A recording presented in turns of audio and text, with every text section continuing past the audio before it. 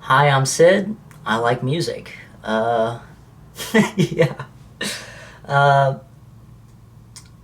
Last week was a musically dense week. Um, got a lot of listening in. Went to a show, which doesn't happen often, but I'm really glad that it did because anytime I go to a show, I'll Shazam whatever they're playing, and it lets me understand the artist on a totally different level. Um, but yeah, last Sunday, I believe on the 6th of November, I went to Breakaway, picked up a few records from the $3 bin. Really good stuff. Stuff that I wasn't expecting.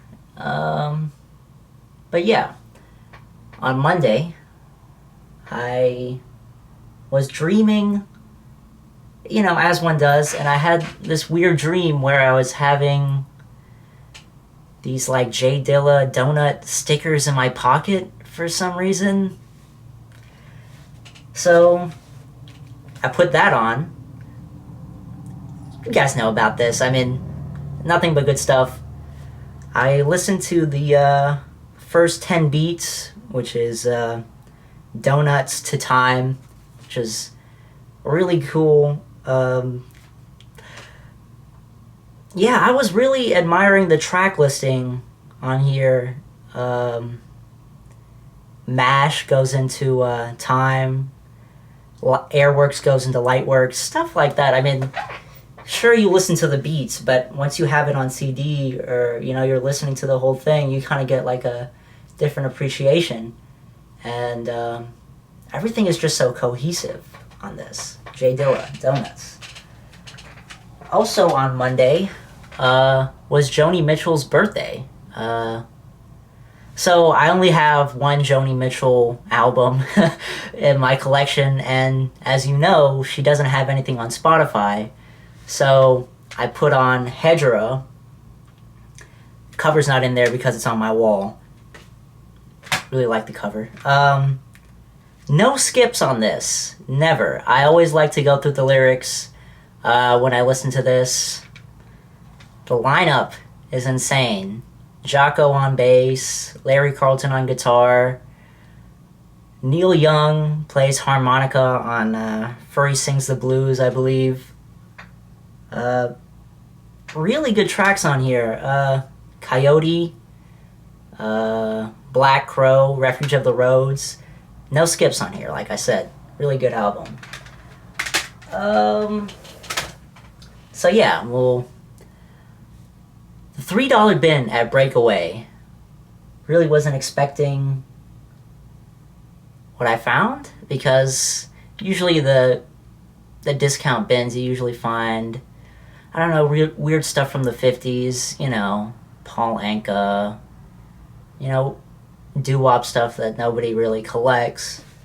But found this guy, Santana, Buddy Miles live, with an insane gatefold. Check this out. So if you can't see, that's like the crowd. And pictures of the band. Really like that.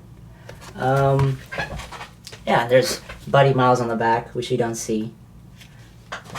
Really cool album. There's like no information on the back, and I don't think there's no sleeve on here, so I kind of have to guess. But yeah, they go through some notable tracks. Obviously, Them Changes, which is the big one on this album. Really like Buddy Miles' voice, and the band is tight, everything's loud, energetic. Yeah.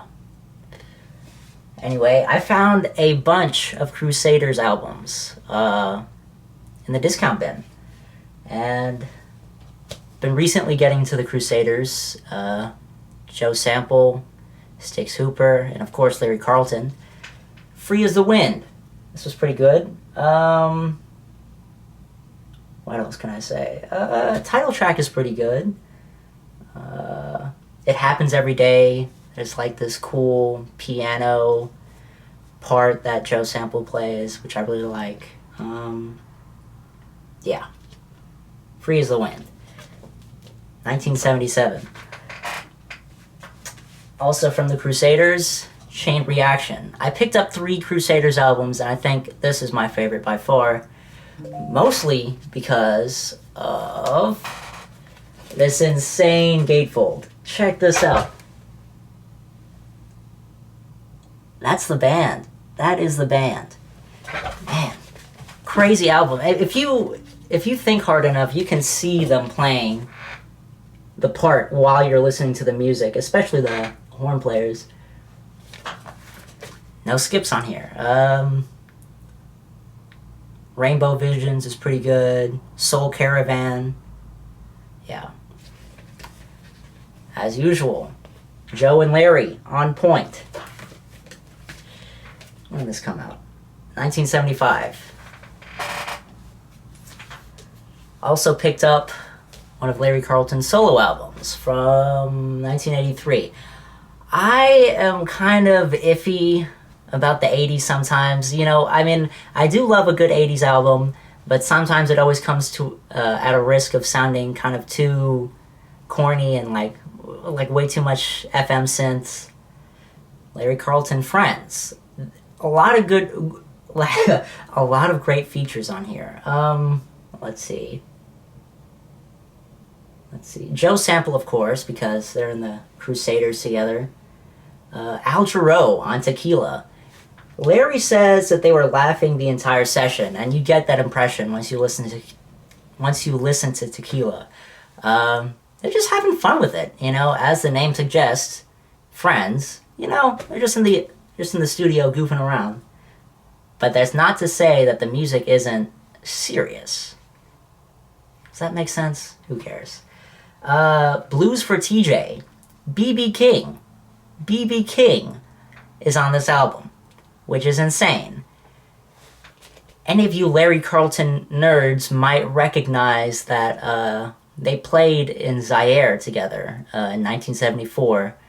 If you don't know what happened in Zaire in 1974, there was this big boxing match. Muhammad Ali, I forget the other guy because I'm not a boxing nerd.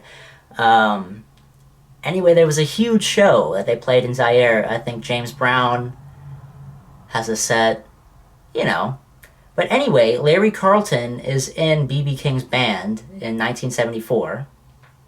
And Larry Carlton is a huge fan of B.B. King. If you don't know...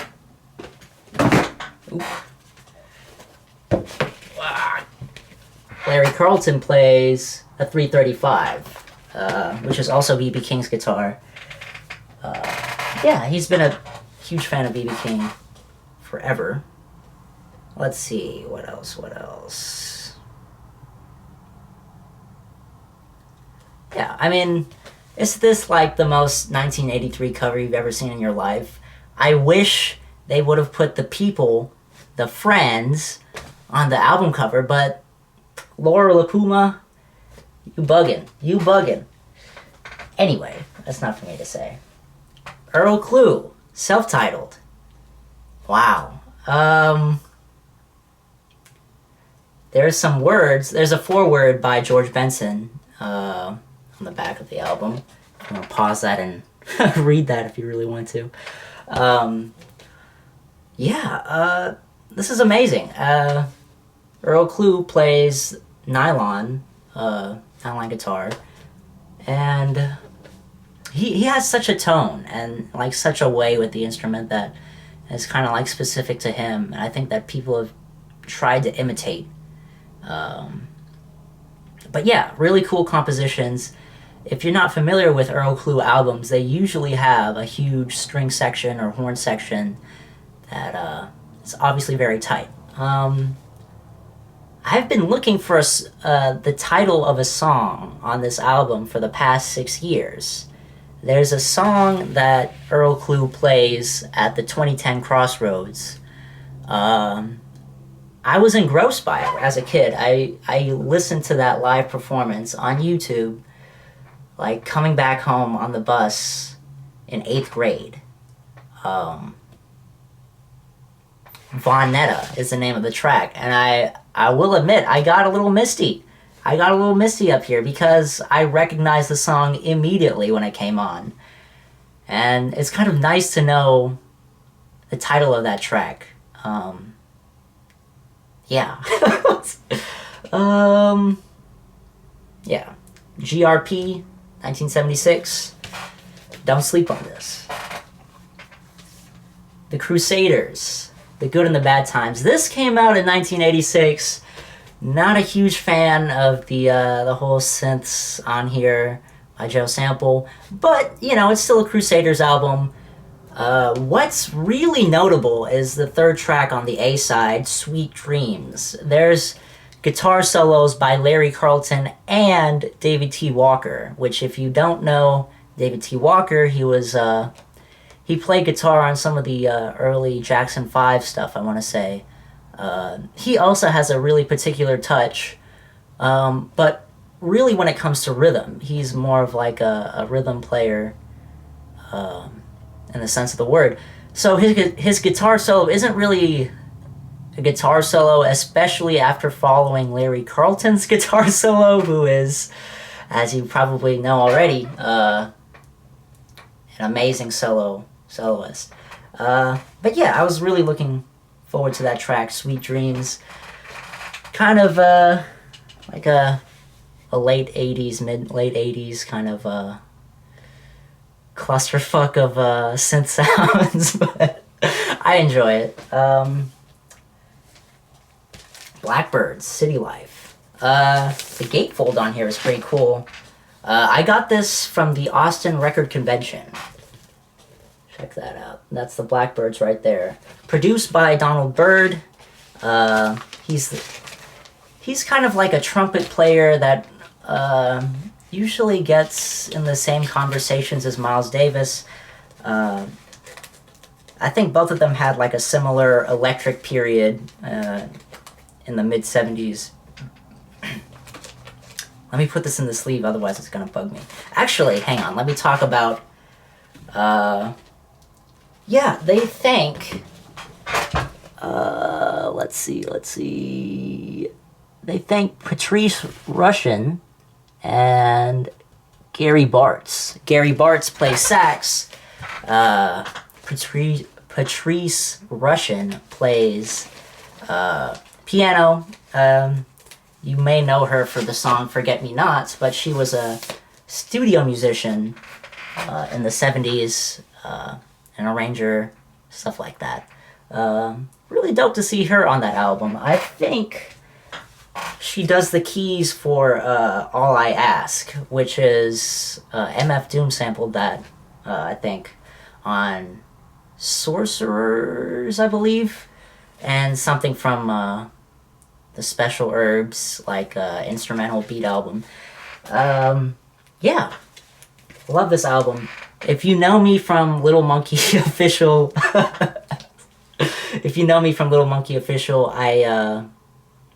I use the track Flying High, just the second track on the A side, for one of my monkey posts on Saturday. Let's not get into that.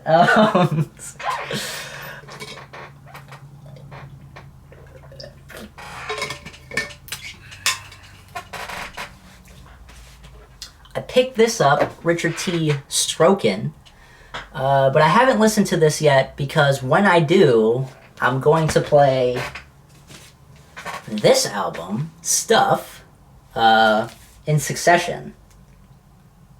Yeah. Both albums have Steve Gadd on drums, which is interesting to me. I mean, I always look out for stuff like that. Cool gatefold on here. There we go. There's the band. Produced by Bob James. I just was going through this, reading some of the liner notes, and I looked... Tappan Zee Records, which is Bob James's like thing. You see it on the back of Bob James records. So yeah. Also, what I wanted to talk about this album, Richard T. I was at a Ginger Root show well, let me backtrack. I was listening to Jun Fukamichi. He has this album. I have to look it up now because I don't want to get it wrong.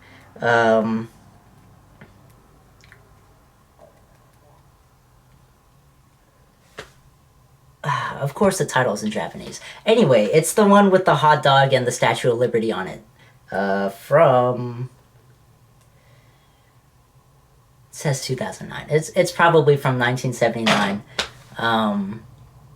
Yeah, that album, I was listening to that when I got home from Breakaway on Spotify. I was like, this piano playing kind of sounds like Richard T. And I was kind of like looking back at my copy of Strokin here.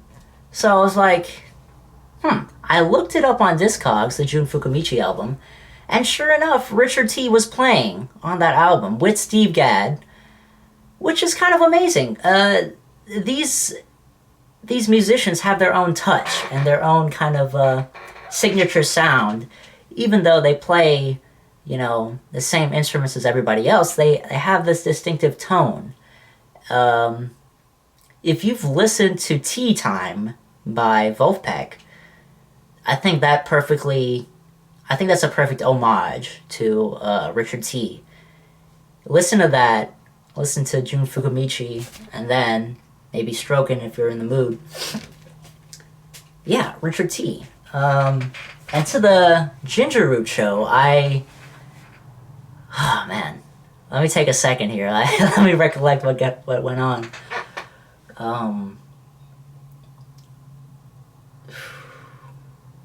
So yeah, like I was saying previously, usually whenever I go to a live show and they're playing songs, I like to Shazam them and put them on a playlist.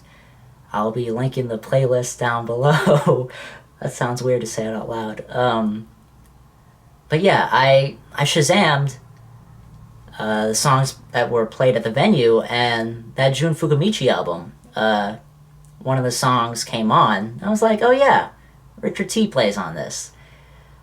They were playing the most insane shit. Like before the show, they were playing Temporary Secretary, they were playing Kraftwerk, obviously City Pop, because this is a Ginger Root show. Let me look through the playlist. They were playing like the SpongeBob song, and everybody was singing along, except me because I didn't grow up on cable. Let's see, where the fuck is the playlist? Yeah, Billy Preston, Herbie Hancock, I Thought It Was You. Love that song.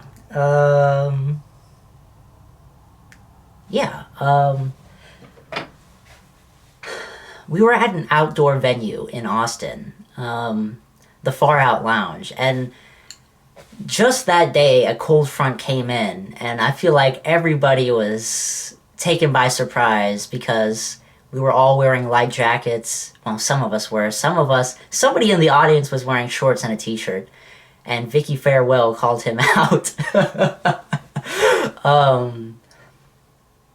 But yeah, it was really cold, and something I usually do at shows is I like to stand in the same spot, and I do not like to move because once I have my vantage point, I'm not moving. You know, it's I'm hardcore when it comes to concerts.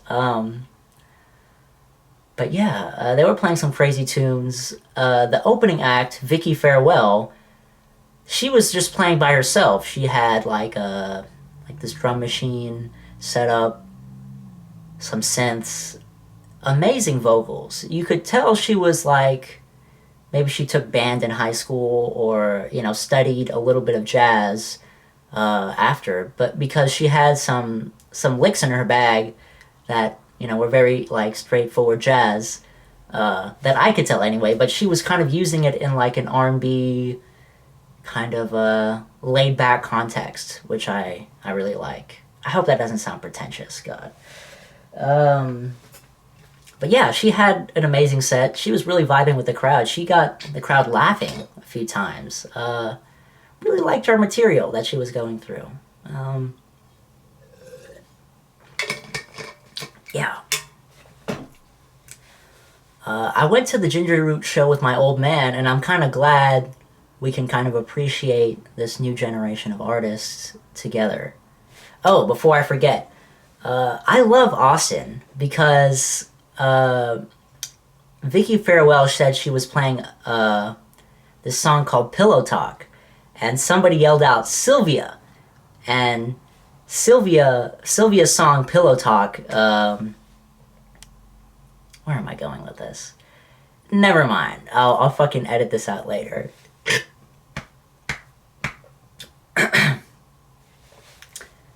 But yeah, the Ginger Root show, when it was his time to come on the stage, they had 2 CRT monitors that were controlled by a laptop somewhere down the stage. And it made for a really immersive special evening because there was also a cameraman on the stage. And the cameraman was like moving around in a really eccentric style that's kind of only distinct to like 80s live performances. Maybe that's a reach, but like the way he was moving was like really reminiscent to like some of the old concert videos you see on YouTube or something like that. Yeah, it was really a special night. I mean, I've never been to a concert like that where there are like 2 monitors and you could see like a third perspective in a sense, like from the cameraman. I mean, it was a second perspective. Why would there be a third perspective? God. A second perspective because, you know, a cameraman was on stage and it was really something special. Cameron and the guys played an amazing set. The bassist was on point all the night. Drummer holding it down. Cameron, as you know, holding it down on the Yamaha Reface CP all night. He was also playing some stuff on his OP1. Really insane. He uses like minimal equipment and he really has this colossal sound that's amazing. Also, I want to speak on the diversity of the crowd. There was a lot of people, a lot of different people in the crowd, and I love that. There was a lot of Asian people in the crowd, myself included. See, there was also a fair amount of Latinos, some white folks. I mean, there was like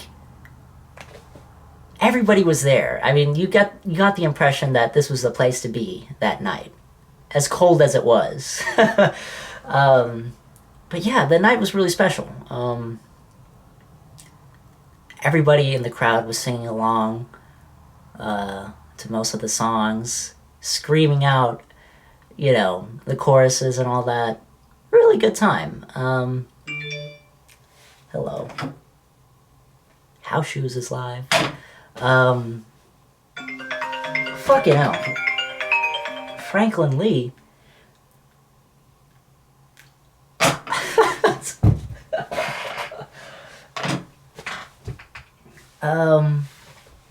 But yeah. In conclusion, a really memorable concert. Songs that they played were iconic. They even got to some covers.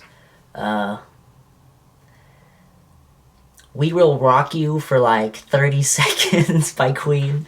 That was amazing. When Cameron went to drink some water, the crowd started chanting out, "Hydrate, hydrate, hydrate," for no reason, but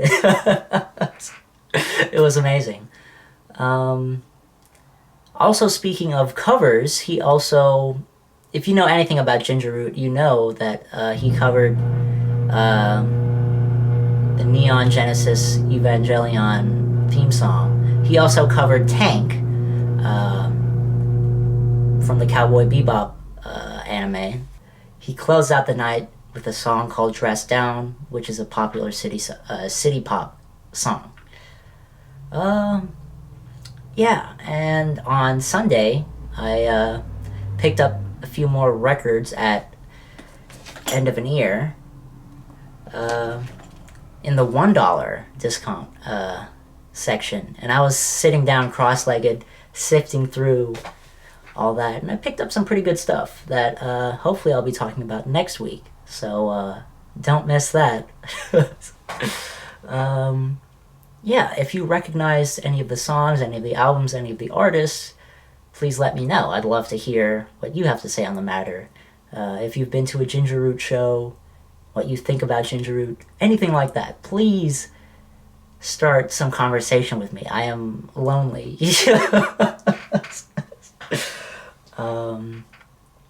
Yeah. See you next week, I guess.